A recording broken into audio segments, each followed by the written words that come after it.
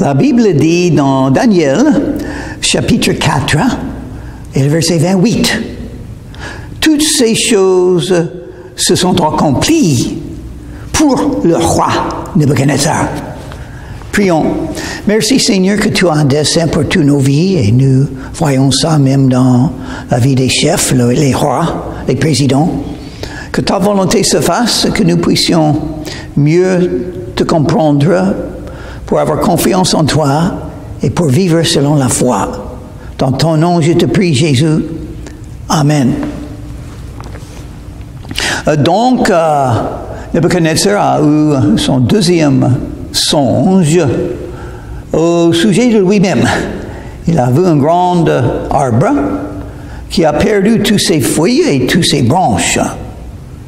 Et il n'est pas tout à fait détruit. Cet arbre avait toujours le tronc et les racines.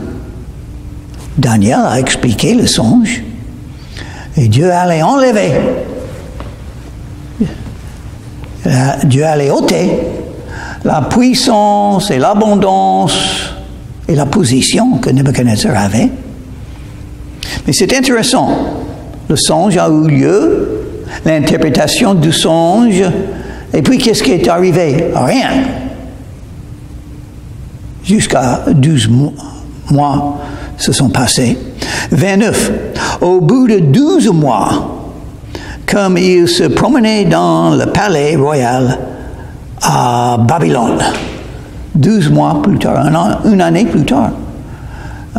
Dieu n'est pas toujours pressé. Dieu peut faire quelque chose tout de suite s'il veut. Et il peut attendre. Il faut être comme Dieu, il faut pouvoir attendre la main de Dieu. Moi, j'attends maintenant plusieurs choses de lui. Et j'espère qu'il va m'aider afin que je ne sois pas obligé de souffrir pour le reste de ma vie. C'est possible. Mais il peut tout changer. Quand il veut, il va changer. Les choses changent selon la volonté de Dieu. Quand il veut, il fait ce qu'il veut. Et c'est nous qui nous confions en lui. Nous sommes en train d'attendre. Qu'est-ce que Dieu va agir? Quand est-ce qu'il va agir? Quand est-ce qu'il va exaucer nos prières? Il a déjà exaucé. Et il a une volonté. Dieu a décidé ça. Parce que Nebuchadnezzar avait un grand besoin. Un besoin spirituel d'apprendre. Il ne faut pas être orgueilleux. Le roi a pris la parole et dit, n'est-ce pas ici Babylone la grande que j'ai bâti comme résidence royale par la patience de ma force et pour la gloire de ma magnificence. Et où est Dieu dans tout ça? Oh, il a oublié Dieu. Et maintenant, il a même oublié le songe qu'il avait il y a 12 mois. C'était écrit dans les cieux. Quand Dieu décide de faire quelque chose, ça va arriver. Et Dieu a déjà dit, vous allez tout perdre, Nebuchadnezzar, parce que tu es orgueilleux. Et je vais te faire apprendre une chose. Je suis Dieu et tu es un être humain. Tout ce que tu as, c'est moi qui l'ai fait. Et maintenant, tu es orgueilleux, tu penses que c'est toi. C'est pas bon. C'est pas bon de ne pas remercier le Seigneur pour ce qu'il a fait. C'est pas bon de ne pas voir que c'est la main de Dieu qui l'a fait. C'est pas nous. Une question de pourquoi il vous a donné l'abondance. Ou c'est une responsabilité d'utiliser ce que Dieu vous a donné pour sa gloire. Le jugement, on verra. Dieu a donné l'abondance à quelques-uns. Qu'est-ce qu'ils ont fait avec leur abondance? Ils ont tout fait pour eux-mêmes.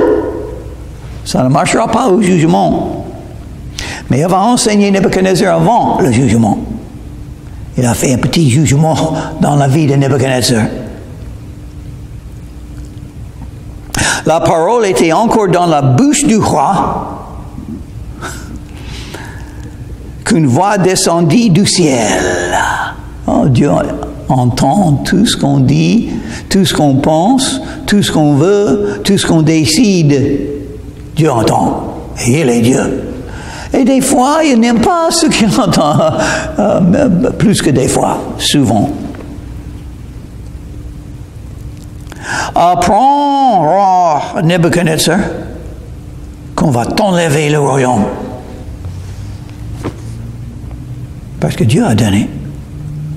Tous ceux qui ont le pouvoir, c'est Dieu a donné pour un peu de temps. Ça va être enlevé de Nebuchadnezzar. Et si vous avez un peu de pouvoir, un peu d'abondance, le jour vient, ça peut être enlevé de vous. Parce que Dieu décide. On te chassera du milieu des hommes, tu auras ta demeure avec les bêtes des champs, on te donnera comme au bœuf de l'herbe à manger, et 7 temps passeront sur toi, jusqu'à ce que tu saches que le Très-Haut domine sur le règne des hommes, et qu'il le donne à qui il lui plaît. Dieu est tout-puissant. Il agit dans la vie de chaque personne sur la terre, même les non-croyants, pour les enseigner et pour donner gloire au nom de Dieu. Intéressant, ça, il dit 7 temps. Le mot temps, dans le livre de Daniel, souvent veut dire une année. Un temps veut dire une année. 2 temps.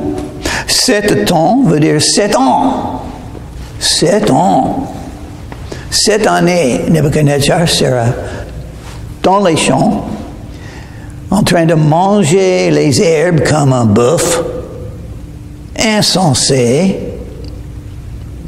Toute sa gloire serait enlevée. Dieu fait tout. Pour ces raisons, il sait ce qu'il fait et pourquoi. Ce n'est pas toujours un châtiment comme dans la vie de Nebuchadnezzar, on ne sait pas. Pourquoi Dieu a fait ça? Pourquoi? On ne sait pas maintenant. Un jour, on saura. Maintenant, on vit par la foi. On sait seulement que Dieu sait ce qu'il fait et il a ses raisons et il est juste. Et nous avons les promesses comme Romains chapitre 8 et le verset 28. Nous savons que toutes choses concourent au bien de ceux qui aiment Dieu et de ceux qui sont les appelés selon son dessein. 7 ans pour apprendre. Oh, les ans peuvent être lents à apprendre.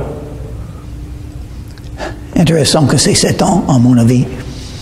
Parce que j'ai prié pendant 7 ans pour recevoir, pour trouver une femme chrétienne. Quand j'avais 19 ans, j'ai reçu le Seigneur Jésus comme mon sauveur. J'ai été sauvé. Et j'ai commencé à prier pour une femme chrétienne, pour être un couple. Parce que j'ai très tôt appris que c'est un principe biblique qu'un croyant doit trouver un autre croyant pour être un couple. Un homme chrétien doit trouver une femme chrétienne. Donc, c'était mon objectif et j'ai prié 7 ans pour la trouver. Maintenant, je suis marié plus que 50 ans. Aïe, aïe, aïe, il a des difficultés. Depuis 5 ans maintenant. J'ai des grandes difficultés dans ma relation avec cette femme. Et c'est horrible. Je souffre tellement et elle souffre. Et je pense, c'est bizarre la vie, n'est-ce pas? Mais Dieu sait ce qu'il fait. Il est en train de nous apprendre quelque chose. C'est mieux d'apprendre des choses spirituelles que d'être heureux. Parce qu'on peut toujours être heureux dans la foi en Jésus. Il a l'amour éternel. Il a sa grâce et sa miséricorde pour nous. Et toutes les promesses de la Bible. Et on sera éternellement dans le paradis quand même. Donc les petites souffrances de la vie présente sont rien, n'est-ce pas? Mais j'attends. 5 ans maintenant, j'attends. Peut-être vous avez un problème dans votre vie et vous priez. Vous attendez. Et des années passent. Combien d'années il va falloir? Dieu sait. Nous sommes longtemps à prendre, je crois.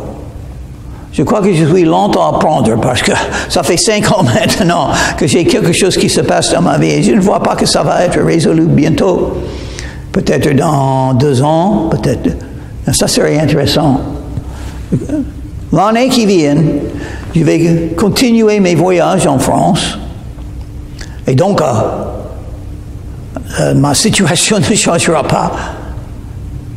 Donc peut-être dans 2 ans. Mais je peux le faire. Et je connais les autres. Je connais une dame qui souffre tellement. C'est horrible la situation où elle se trouve. Et elle est croyante. Elle serve le Seigneur. Elle porte du fruit. Elle accomplit beaucoup. Elle a beaucoup de dons spirituels. Elle a la sagesse, l'intelligence, la force. Mais il y a quelque chose dans sa vie qui est horrible. Pourquoi? Dieu sait, moi je ne sais pas. Je ne sais pas. Sauf que la vie peut être difficile. Mais nous sommes des soldats pour Jésus. Il a souffert sur la croix pour nous, on peut souffrir un petit peu pour lui, n'est-ce pas? C'est une guerre spirituelle. Il faut être revêtu de toutes les armes spirituelles selon Éphésiens chapitre 6 pour pouvoir ne pas tomber quand on est attaqué. On sera attaqué. Ce n'est pas encore le paradis. C'est la guerre spirituelle. Mais si on regarde Jésus, si on prie Jésus, si on se confie en Jésus, on peut marcher sur l'eau. Si on commence à regarder les vagues, les difficultés de notre situation, ça ne va pas marcher. Mais voilà, verset 33, au même instant, la parole s'accomplit sur Nebuchadnezzar. Quand Dieu décide, ça va changer. Il fut chassé du milieu des hommes. Il mangea de l'herbe comme des bœufs. Son corps fut trempé de la rosée du ciel, pas de maison. Vivait dans les champs. Jusqu'à ce que ses cheveux croissent comme les plumes des aigles.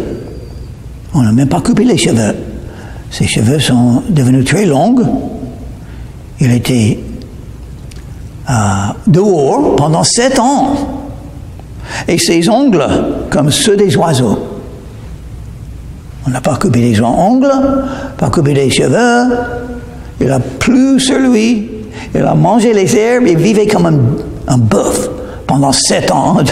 C'est étonnant ce que Dieu fait. C'est Dieu qui a fait tout ça.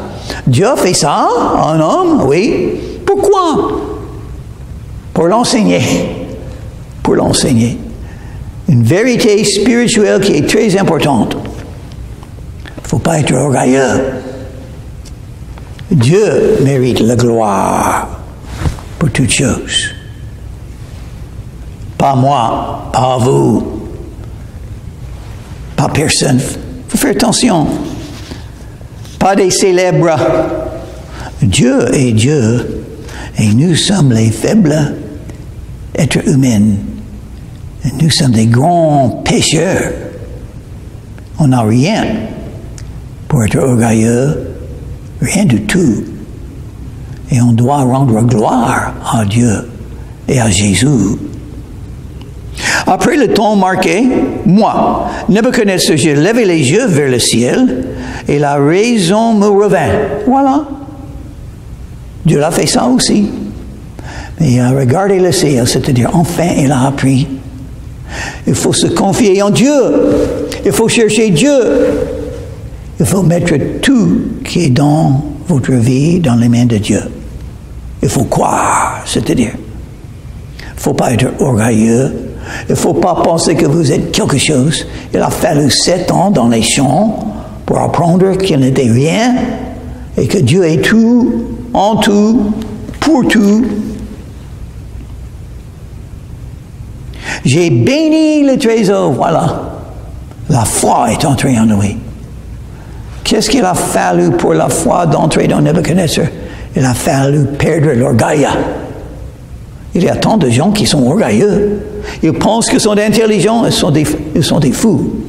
Ils pensent qu'ils ont raison à ne pas croire. Non, c'est la folie. Comment les apprendra? Oh, Dieu sait. Et Dieu sait toucher les êtres humains par les châtiments, par les jugements. Si l'abondance ne va pas vous réveiller à dire, voilà ce que Dieu m'a donné. Peut-être avoir rien. Et vous allez reconnaître votre besoin de Dieu. Enfin, Nebuchadnezzar, 7 ans pour apprendre. Après le temps marqué, j'ai béni le trésor, j'ai loué et glorifié celui qui vit éternellement. Vous allez mourir. La vie humaine est courte et ça se termine par la mort. Il vous faut Dieu afin de pouvoir avoir la vie éternelle. Jésus a dit, Jean chapitre 3, l'évangile selon Jean chapitre 3, Jésus a dit, il faut naître de nouveau. Qu'est-ce que c'est la nouvelle naissance? Quand on fait de la repentance, on change de voie, on vient à Jésus, on invoque le nom de Jésus pour être sauvé et pardonné, et on commence à suivre Jésus. Jean chapitre 3, verset 16. Car Dieu a tant aimé le monde qu'il a donné son Fils unique, afin que quiconque croit en lui ne périsse pas, mais qu'il ait la vie éternelle. C'est ça qui est important. Le plus grand besoin des gens partout sur la terre, gagner la vie éternelle parce qu'ils vont mourir. Dieu veut donner la vie éternelle. C'est un don gratuit qu'il offre, mais il nous donne le choix. J'espère que vous pouvez reconnaître que vous avez un grand besoin et vous pouvez faire le choix. Croire en Jésus veut dire choisir Jésus. Vous avez la capacité de choisir Jésus. Il ne faut pas être séduit par les philosophies du monde. Dieu existe. Il vous aime. Jésus peut vous sauver. Il faut simplement invoquer son nom. Dire à Jésus ce qui est dans votre cœur. Être honnête avec lui. Celui dont la domination est une domination éternelle et dont le règne subsiste de génération en génération. Il a dit 3 fois. Dieu est éternel. Moi, j'ai mes limites. J'ai besoin de ce que Dieu peut me donner pour vivre éternellement. La vie éternelle, c'est ce qu'il me faut.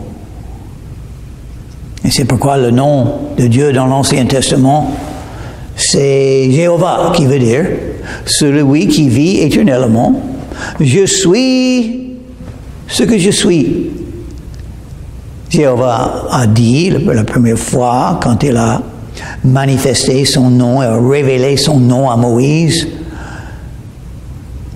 au buisson avec le feu dans le désert. Mais le buisson n'était pas brûlé. Le feu était toujours là, un buisson qui brûlait sans être détruit, pour signifier que Dieu existe éternellement. Dans le Nouveau Testament, le nom de Dieu est Jésus, qui veut dire sauveur. Celui qui demeure éternellement veut nous sauver, nous donner la vie éternelle aussi avec lui. Il peut le faire. Il a fait dans ma vie, à l'âge de 19 ans, le Saint-Esprit a touché mon cœur. Je suis venu à Jésus pour demander le pardon des péchés. Il m'a sauvé. J'ai la vie éternelle. Vous pouvez l'avoir aussi. Et Nebuchadnezzar, évidemment. On dit que les riches ne peuvent pas être sauvés. C'est pas vrai. C'est difficile peut-être. Il a fallu 7 ans dans les champs pour apprendre. Mais Nebuchadnezzar est devenu un vrai croyant. Sans doute, il est dans le paradis maintenant. On va le rencontrer un jour. Parler avec lui. Tous les habitants de la terre ne sont à ses yeux que néant. Qu'est-ce que c'est un homme faible? Rien de tout en comparaison avec le Tout-Puissant qui existe éternellement. Il est saint, je suis pécheur. Il agit comme il lui plaît avec l'armée des cieux, avec les habitants de la terre. Dieu est le seul dans l'univers qui fait tout ce qu'il veut quand il veut. Heureusement, il veut nous sauver. Donc il a envoyé Jésus pour mourir sur la croix de Calvaire. Jésus est ressuscité des morts, ce qui veut dire il est vivant, ce qui veut dire on peut le rencontrer et le connaître. C'est pourquoi Romains chapitre 10 et le verset 13 dit « Quiconque invoquera le nom du Seigneur sera sauvé ». Qu'est-ce que c'est le nom du Seigneur dans le Nouveau Testament? Jésus. Et dans le contexte, le Seigneur Jésus-Christ. Normalement, dans le Nouveau Testament, quand on trouve le mot Seigneur, ça parle de Jésus, la plupart du temps. Le Seigneur Jésus-Christ, c'est lui qui sauve. Il est le seul qui sauve.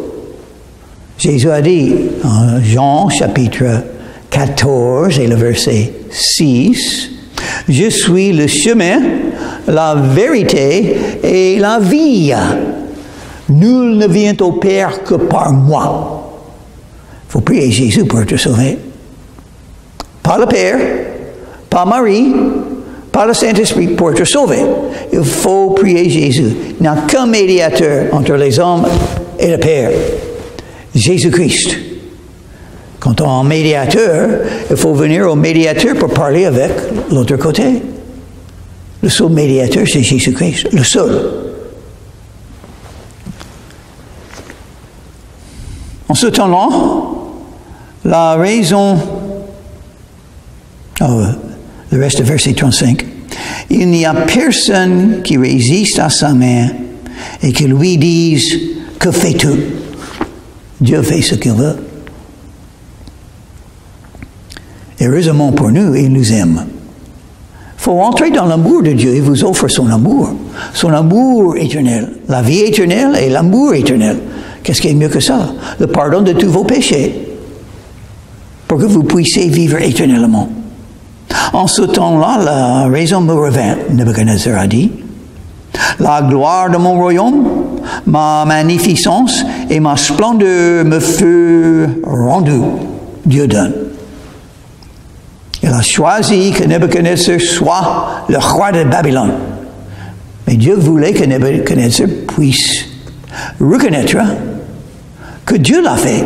Ce n'était pas Nebuchadnezzar. Si vous avez une capacité, si vous avez une porte ouverte pour accomplir quelque chose, si vous avez l'abondance, ce n'est pas vous qui l'avez fait. Si vous avez l'intelligence pour faire votre travail, pour gagner l'argent, ce n'est pas vous qui avez fait ça. C'est Dieu. Il faut rendre gloire à Dieu. Il peut ôter ce qu'il vous a donné. Peut-être il va falloir afin que vous puissiez apprendre. Nebuchadnezzar a été béni parce que toute cette abondance a été ôtée de sa vie. Il était béni. Parce que par ça, il a appris de regarder Dieu et de se confier en Dieu et de remercier Dieu et de reconnaître que Dieu a fait tout ce qui se passe dans sa vie.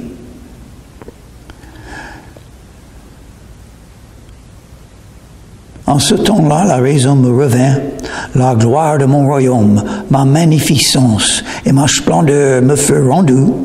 Mes conseillers et mes grands me redemandèrent.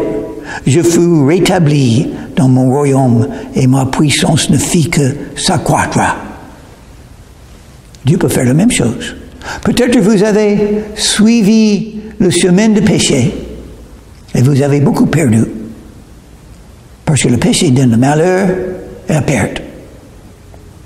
Mais vous pouvez toujours revenir à Dieu. Toujours. Impossible de pécher plus que la miséricorde et la grâce et l'amour de Dieu. Heureusement, le pire des gens peuvent venir à Jésus. Les croyants qui s'éloignent de Jésus peuvent revenir. C'est possible, parce que Dieu nous aime tous.